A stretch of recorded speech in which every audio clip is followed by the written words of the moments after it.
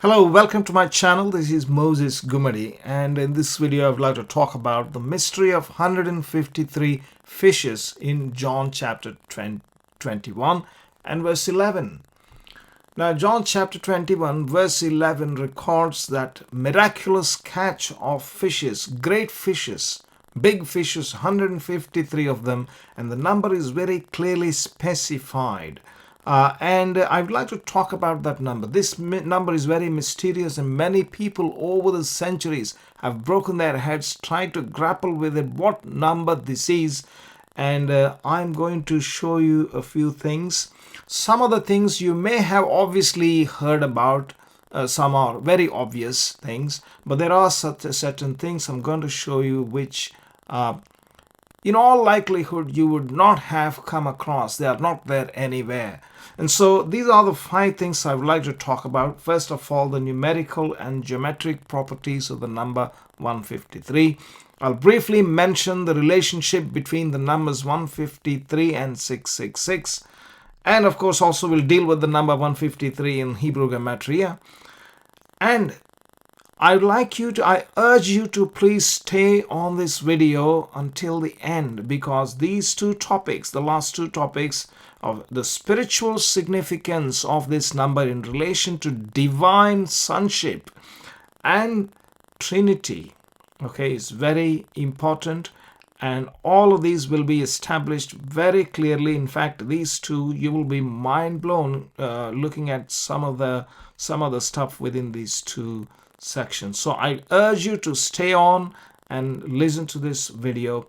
If you don't have time now, please save the video and watch it later or something like that. So let's come back to this chapter in John chapter 21 verse 11, where the Lord Jesus, Yeshua, appears to his disciples at the Sea of Galilee in the north of Israel near Galilee. Now, he had risen already from the dead. And these people, Peter said to his friends, "Hey, I'm going for fishing." And they all went for fishing together, 7 of them. And they fished all night and caught nothing. A similar incident had happened early in the career before the Lord Jesus died, and during the early stages when they were called as disciples. But this time they go and they catch nothing again. A whole night they try, they don't catch. In the morning, the Lord appears to them and tells Peter to cast the net on the right side, and lo and behold, he casts the net and they catch 153 great fishes. And this time John specifies the number 153. John's Gospel, Revelation, these are mystical books, including one in his epistles, 1 John, 2 John, 3 John. John talks about a lot of things that are mind-boggling. Now, John clearly gives us an instruction to count the number 666 in Revelation, not to everyone. He that hath a wisdom, let him count.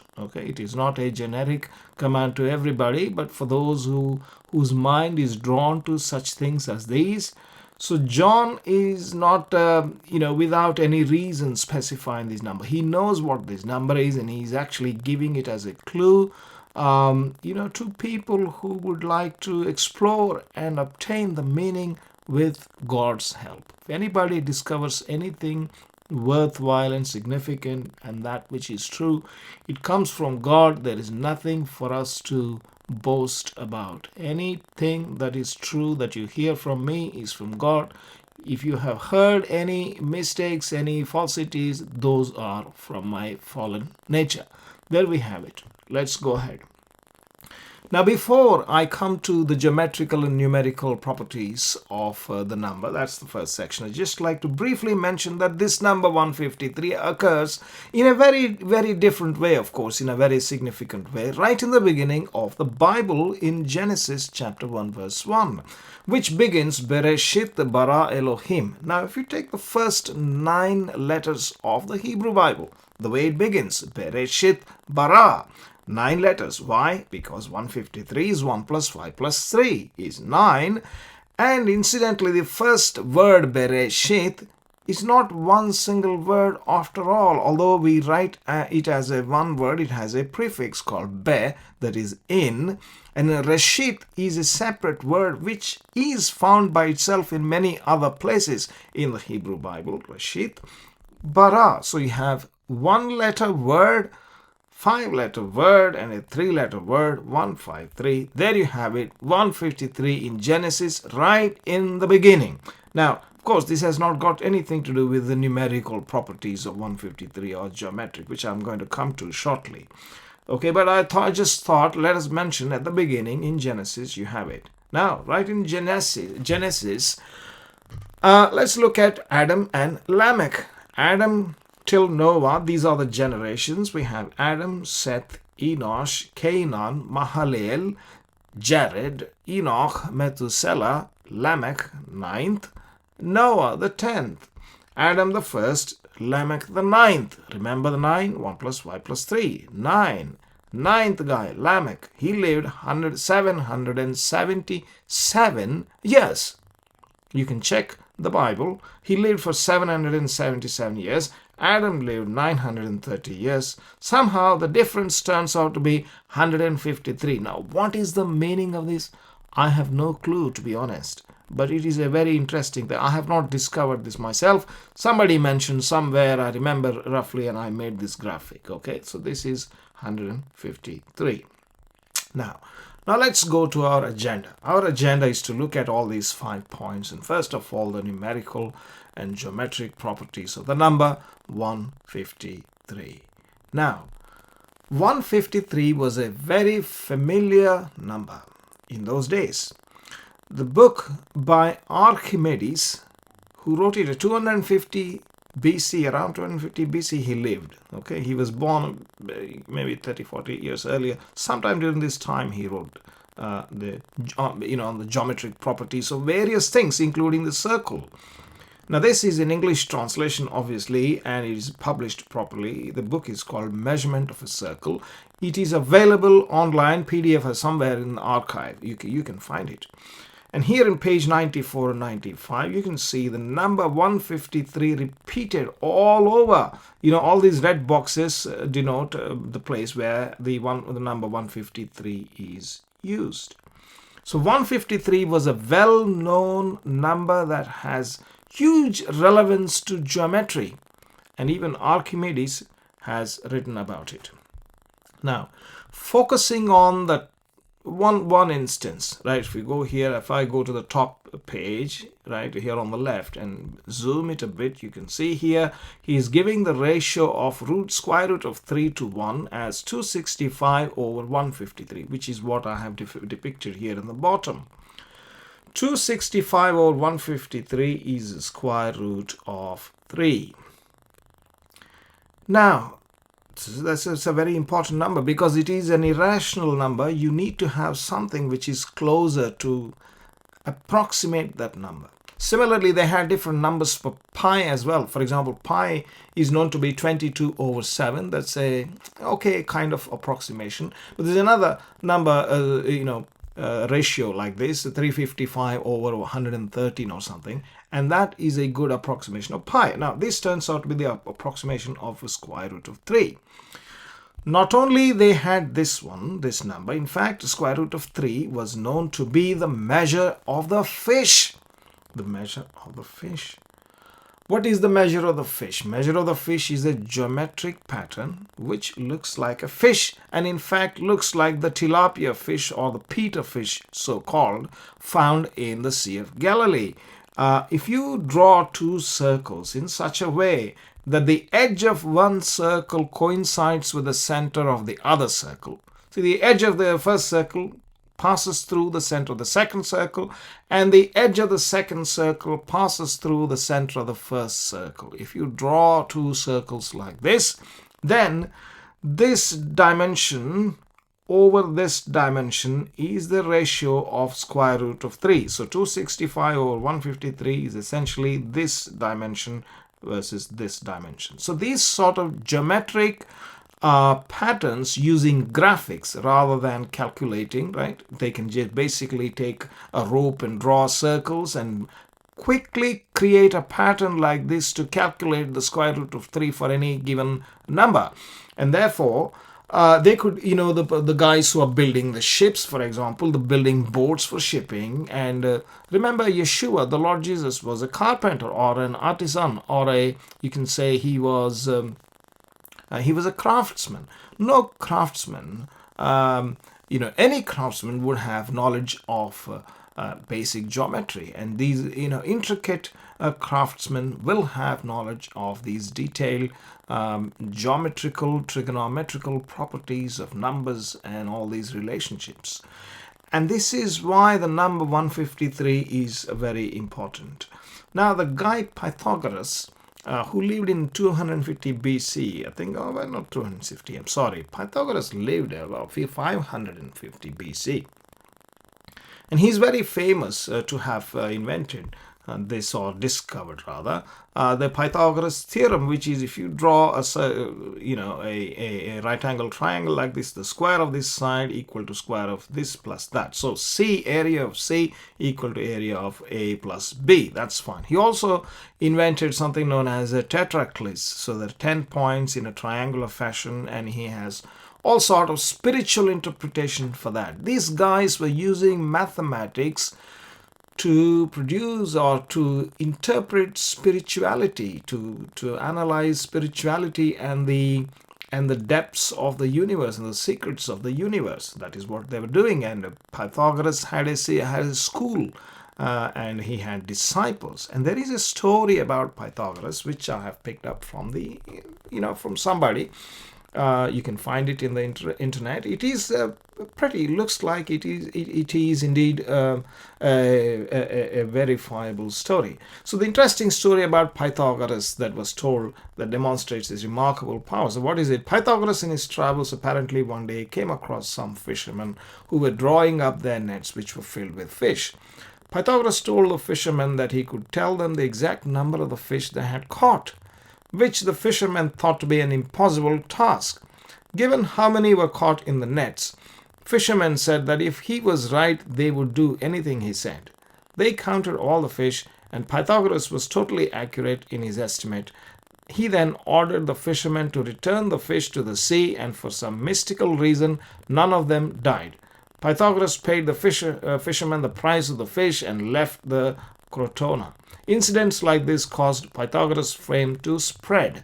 During one of his lectures in Italy, it was said that he gained 2,000 disciples from that one lecture alone. Anyway, so the point is, Pythagoras did something similar. He basically encountered the fishermen who were catching the fish, and he said he can count the fish and tell them, without counting the fish, he could tell how many fish were there, etc. So there's some parallels with this story and the story in John chapter 21, and perhaps this story was known with the influence of Greeks there in the north of Galilee, you have all kinds of philosophical and spiritual discussions taking place. And perhaps, and this is why John gives us the number 153, trying to put a parallel to what has happened with Pythagoras, perhaps.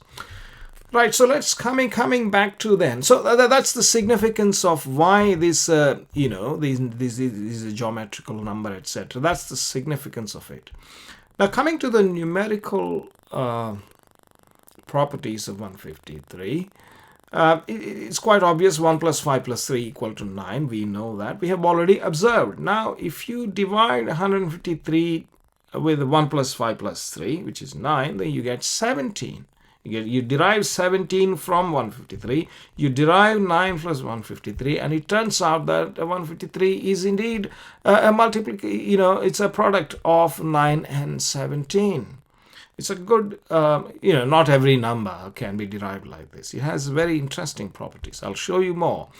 Now, another thing that I want you to pay attention to is 153 is 9, which is actually 3 times 3.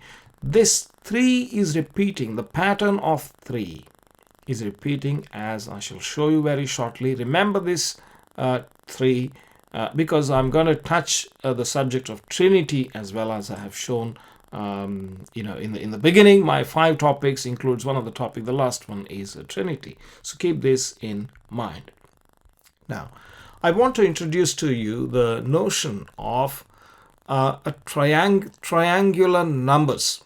Triangular numbers. What are triangular numbers? If you take a coin and put it here, in the next layer you put 2 coins, in the next layer you put 3 coins, and the next layer you put 4 coins, you will make up 10 coins. Okay? In the 4th layer, if you count till the 4th layer, there will be 10 coins. This is the tetraclys that we saw, that Pythagoras is famous for. Okay, tetraclys. Now let's move further a little bit. This is the 4th layer.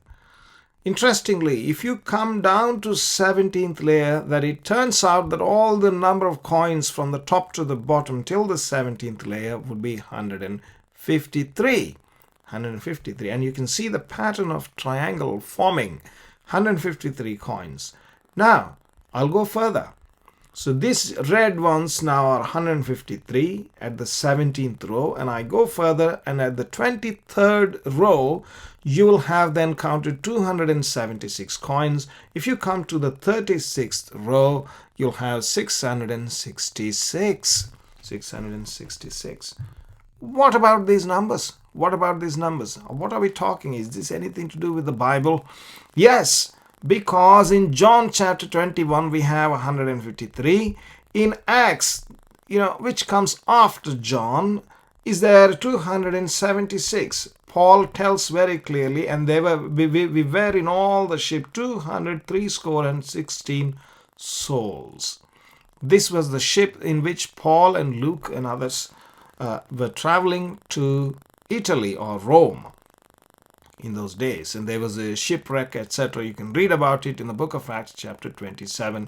He mentions, why is he telling you the number of the people? Does it matter? Does it matter if it's 275? Does it matter if it's 273 or 272 or 277? It does, because that number has a significance, and that's why it is given. And after Acts comes the book of Revelation. In chapter 13 verse 18 it is told, here is wisdom, let him that hath understanding count the number of the beast, for the number of the man, and it is the number of the man, and his number is 666, and that's the 666. So going back then, this 153, 276 and 666 occur in sequence indeed in the Bible, in the New Testament, and all of them are triangular numbers.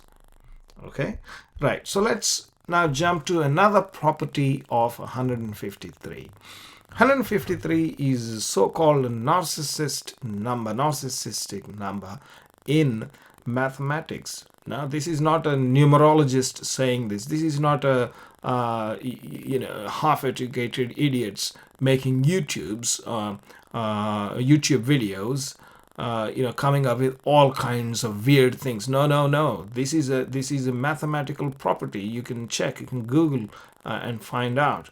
Narcissistic numbers. Oh, by the way, I have a huge background in mathematics and engineering, so we're not silly little YouTube makers with all kinds of phony stuff. Not at all.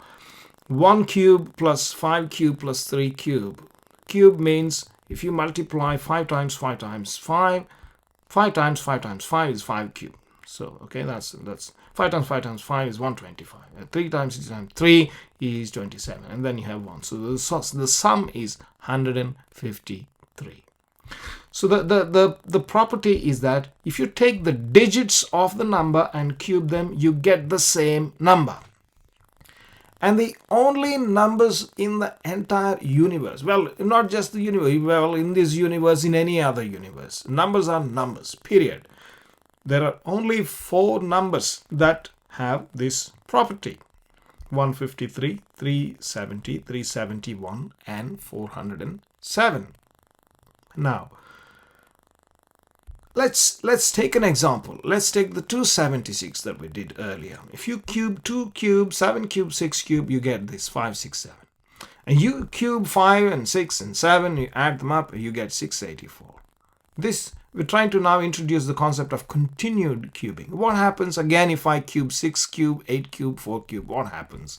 Well, you start with 276, you come to 567, and then you come to 684, you come to 792, you come to 1080, you come to 513, and you come to 153. And once you reach 153, you get stuck in there, you can't move any further. That is the point of convergence. Okay? So the sum of cubes of the digits of any number divisible by 3, remember the 3 here again, any number divisible by 3 converges to 153. Take any number, doesn't matter. You can take a number that has a billion, trillion digits. Cube them all, sum them all. Whatever result comes, cube the digits, sum them, cube the digits, sum them, keep going. You will end up in 153 as long as the number that you chose is divisible by 3. Now, what if the number is not divisible by 3? 8 is not divisible by 3. 3 times 3 is 9, and so obviously it's 1 short of 9, so it is not divisible by 3. So 8 cube is 512, and then it comes to 134, 92, etc. It comes to another number. What is some other number? It's not 153.